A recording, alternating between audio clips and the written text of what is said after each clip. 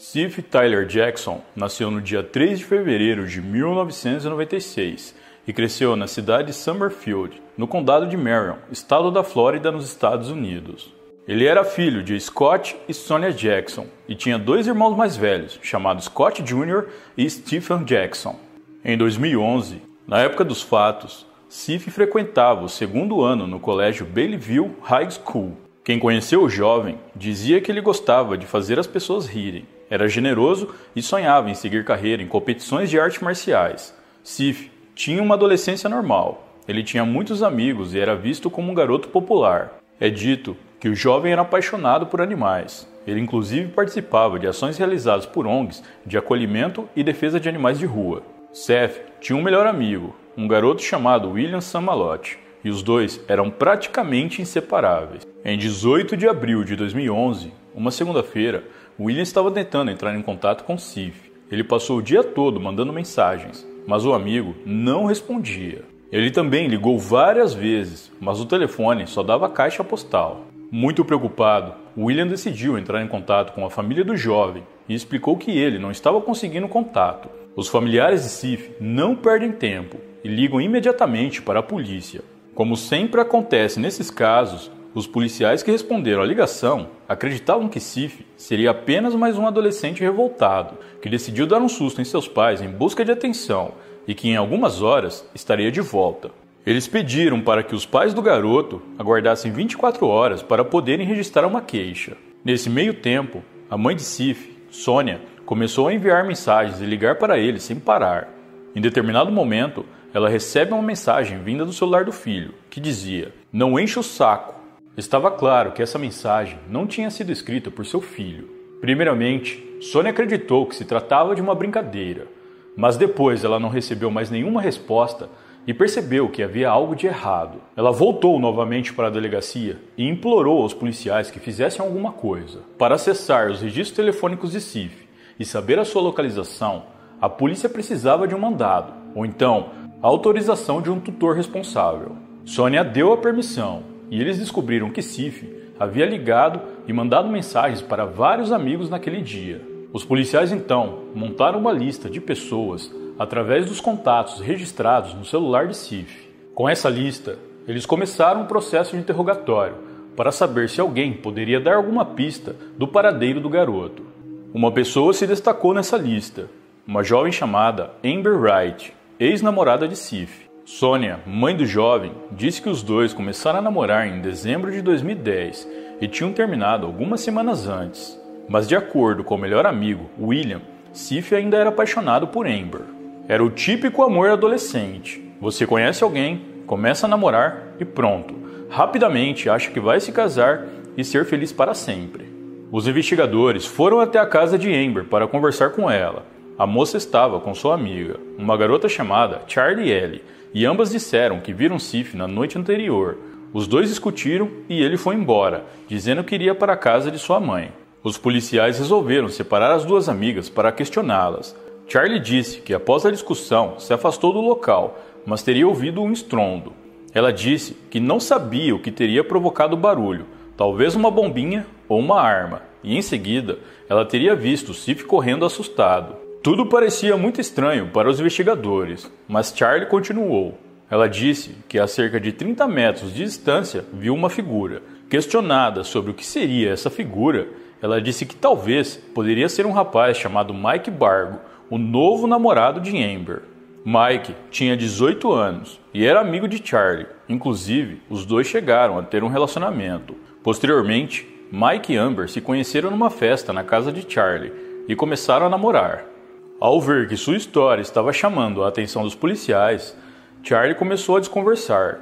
Disse que estava confusa e que não tinha mais certeza do que viu naquela noite. Enquanto isso, outro policial interrogava Amber e ela deu uma versão completamente diferente dos eventos. Segundo a jovem, depois que ela e Charlie se encontraram com Sif, as duas voltaram para casa. Não ouviu nenhum estrondo alto e sequer citou o nome de Mike Bargo. Ela ainda afirmou que o namoro dela com Sif havia terminado sem ressentimentos. Ao ser pressionada com a história contada por Charlie, Amber ficou nervosa, mas negou ter ouvido qualquer barulho alto ou tiros sendo disparados, muito menos que Mike estava presente no local. Ela basicamente manteve sua história, mesmo estando claro que estava mentindo. A única coisa em que as duas concordavam era que teriam visto Sif na esquina da rua 140 com a Corte 58. Nesse meio tempo, William soube que os policiais estavam na casa de Amber e foi correndo para lá. Ele disse aos investigadores que Sif estava em sua casa jogando videogame no início da noite, quando Amber ligou para ele dizendo que tinha algo muito importante para conversar. William disse que chegou a ouvir alguns trechos da conversa, onde Amber falava para Sif que ainda o amava e queria consertar as coisas. Depois que Sif falou com a ex-namorada no telefone, ele saiu da casa de William, dizendo ao amigo que estava indo para sua casa, pois precisava pensar sobre algumas coisas. William não sabia que o garoto iria se encontrar com Amber. Ele e o amigo até combinaram de sair depois da escola no dia seguinte. William, inclusive, já tinha dito para o amigo para esquecer Amber, pois a garota seria problemática e os dois não teriam nenhum futuro juntos. Mal sabia William que aquela seria a última vez que ele veria o seu melhor amigo com vida. William também disse aos policiais que o atual namorado de Amber, Mike Bargo, era envolvido com coisas erradas. Ele deu uma breve descrição do rapaz, dizendo que ele era cheio de tatuagens, piercings e que se gabava de ser líder de uma gangue. Mesmo com todas as informações que apontavam para algo pior, os policiais ainda continuaram se escorando na teoria de que Sif seria um garoto problemático e que fugiu por conta própria. Mas William era um grande amigo, aquele tipo de amigo que você encontra só uma vez na vida. Vendo que os policiais estavam fazendo corpo mole, ele começa a sua própria investigação, afirmando que os investigadores não estavam fazendo as perguntas certas e não estavam agindo rápido o suficiente. Ele então resolve confrontar Amber cara a cara, e ela só diz que existem coisas que é melhor ele não saber. William fica chocado com essa declaração. E agora tinha que descobrir o que aconteceu com seu melhor amigo. Ele passou a fazer postagens em seu Facebook, implorando para que as pessoas falassem qualquer coisa que viram naquele dia. A partir daí, o Facebook se torna o foco de muitas evidências.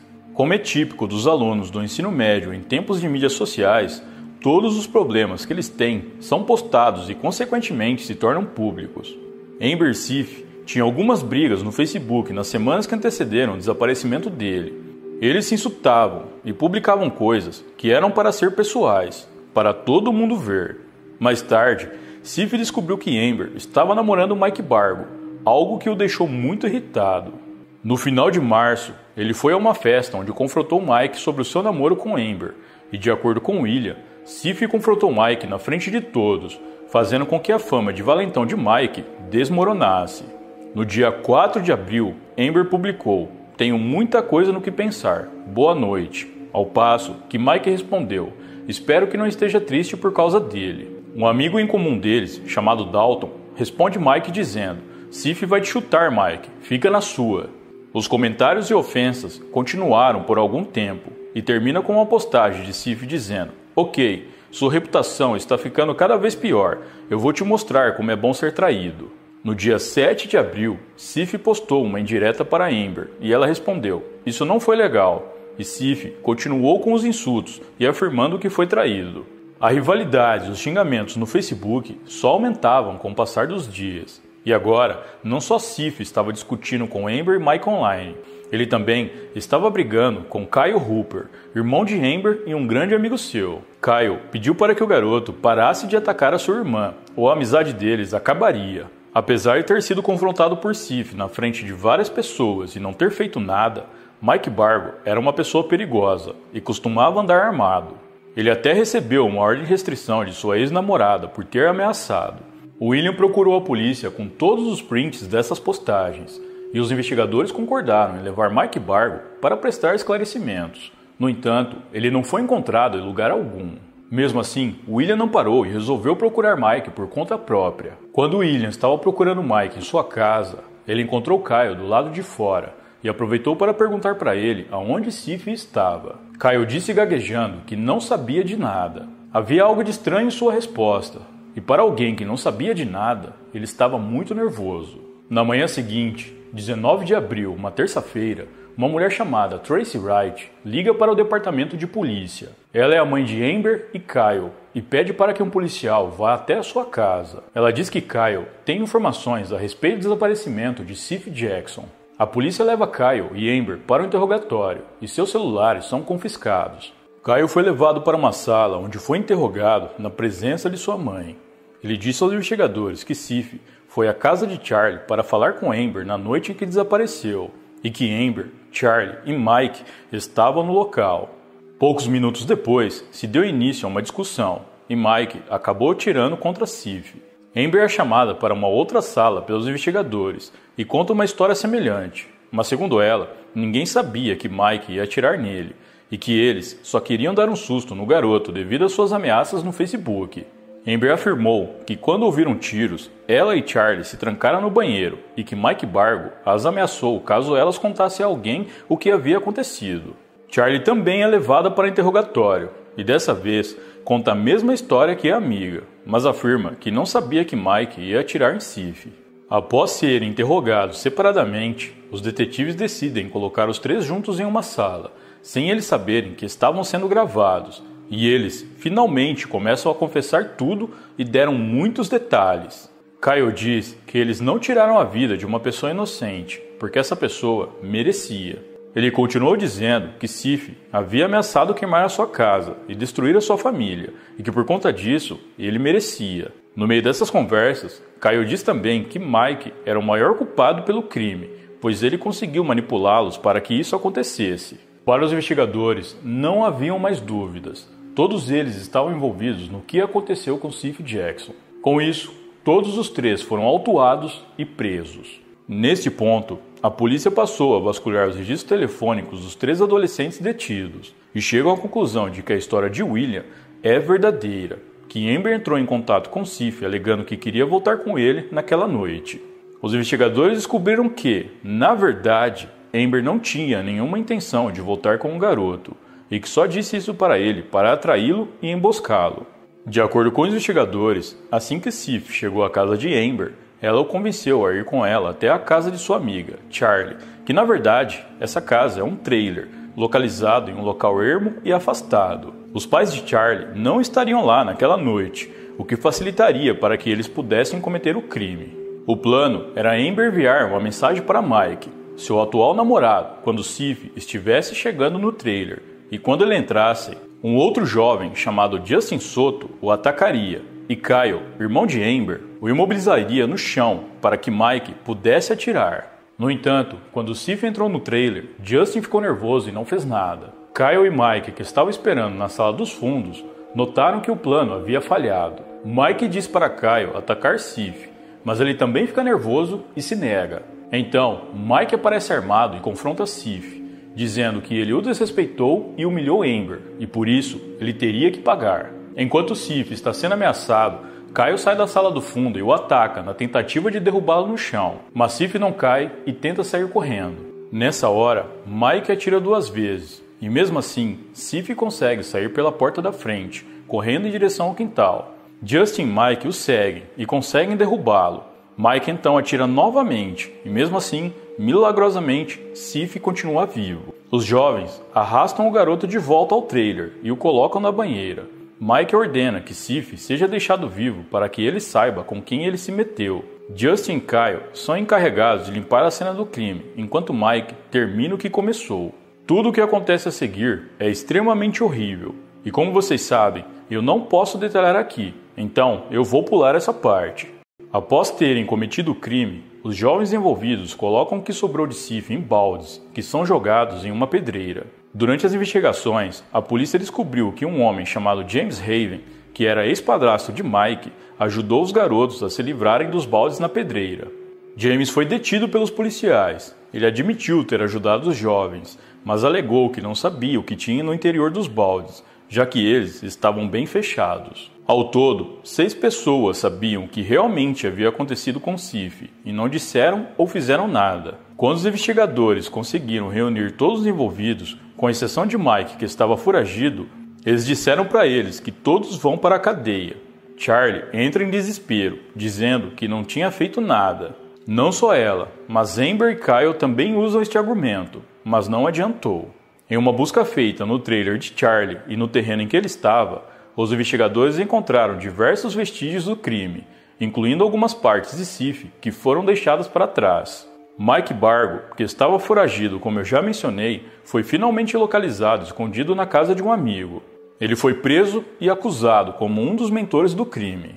O crime abalou a pequena comunidade de Summerfield, que na época contava com pouco mais de 20 mil habitantes. Não se falava em outra coisa na cidade, a não ser isso, ainda mais porque todos ali praticamente se conhecem. Ao saberem do que aconteceu com Sif, os pais e irmãos do garoto ficaram desolados. Eu não consegui encontrar declarações deles após o crime, mas de acordo com pessoas próximas, a mãe de Sif não conseguia parar de chorar. Amber, Charlie, Kyle e Justin foram a julgamento e todos foram condenados pelo crime, sendo sentenciados à prisão perpétua sem direito à liberdade condicional. Mike Bargo também foi a julgamento e foi o que pegou a maior pena, sendo condenado à pena capital aos 19 anos. No entanto, este ano, 2022, ele será levado a julgamento novamente, pois sua sentença anterior foi anulada depois que a Suprema Corte da Flórida decidiu em outubro de 2016 que os vereditos de pena capital deveriam ser aplicados apenas em decisões unânimes do júri, e o júri de 2013 que o condenou teve uma votação de 10 a favor da pena capital e 2 contra.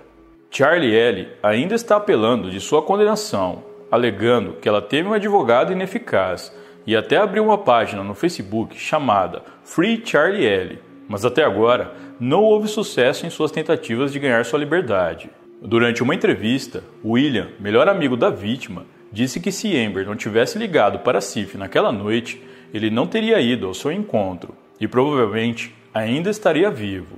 Após a família, William foi um dos que mais sentiu a perda de Sif.